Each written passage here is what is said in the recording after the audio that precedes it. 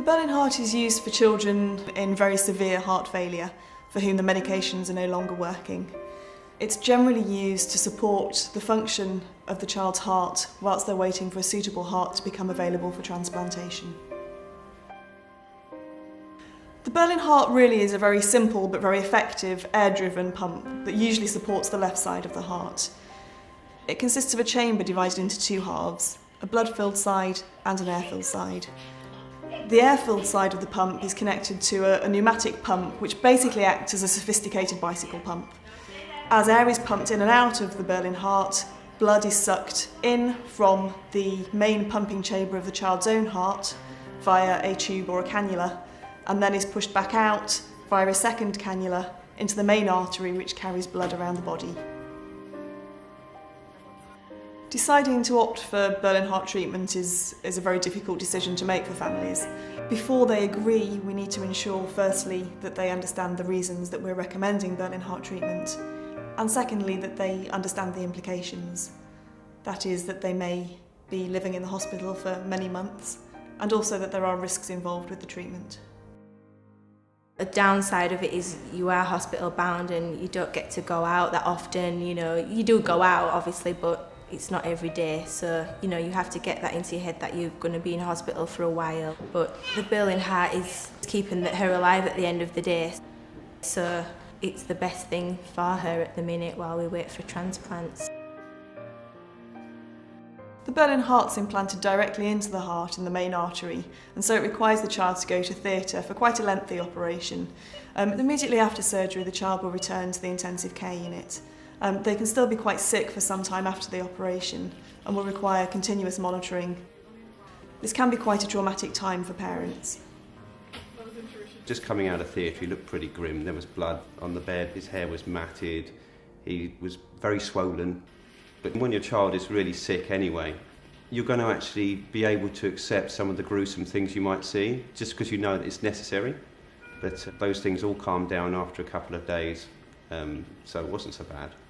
The complications of the Berlin heart treatment really fall into three main areas. There are the complications of the operation itself, where the Berlin heart is implanted, and these can include the risk of bleeding post-operatively. Bleeding can normally be controlled with the administration of blood and blood products, but sometimes further exploratory operations are required in order to help with this. The second area of complication is infection, and this can normally be controlled with the use of antibiotics. The third area of complication is the one that happens the most frequently and is the one that we worry about the most, and that has to do with the risk of stroke.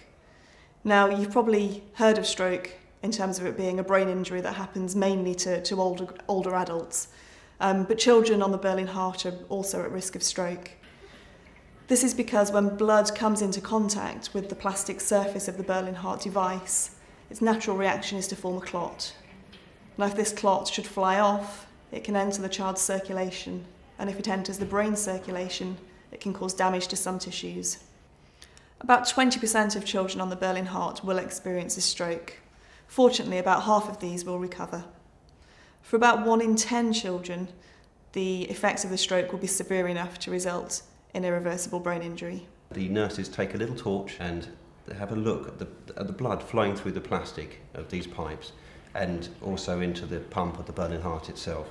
And they're looking for fibres and they're looking for air bubbles in the circuit which they can bleed off. To try and reduce the risk of clots forming within the Berlin heart, children on the device will automatically be put on to blood thinning medication, and this will continue right through until they receive their transplant. Either the blood's too thin or the blood's too thick, and it's very hard for them to get it within the parameters for it to be within range, if you like. So that's something that we toggle with and battle with every day, the INR range, if you like, which is the level of how thin her blood is.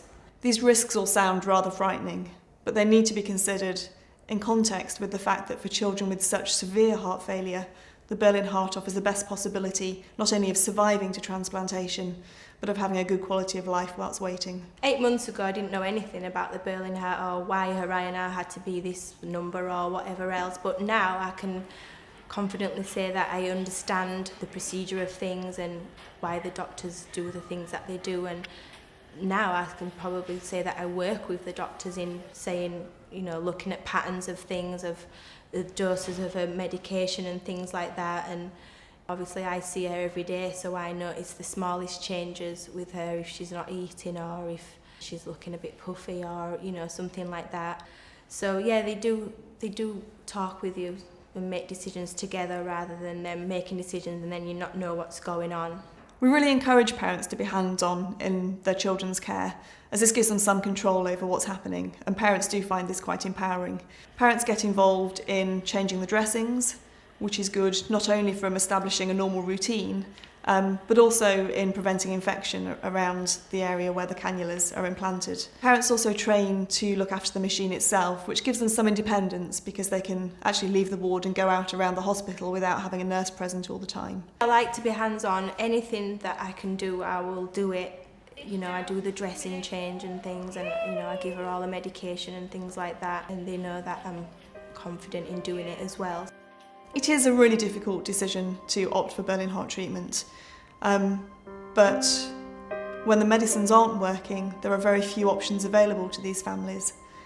If they choose not to opt for the Berlin heart, then we will respect that decision, but the outcome for these children will be very uncertain.